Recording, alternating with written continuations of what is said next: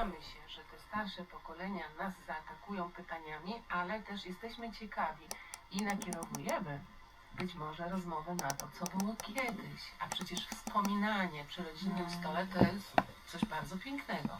Możemy zaatakować pytaniami w drugą stronę. Tak, właśnie. I widzi się. I dla mnie to jest też takie ważne, że dobrze, że to się dzieje. 30 czy nawet 30 lat. Powiedz mi, jaka jest tajemnica związana z fenomenem gwiazd lat 80.?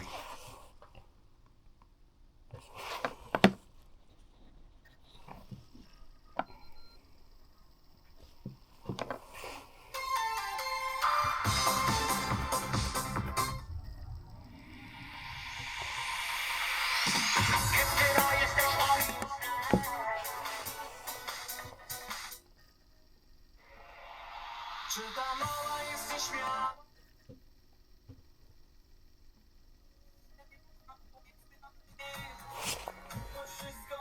Zabrał swój czas.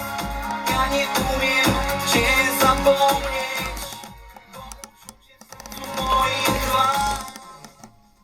Na śniadaniu twoje oczy.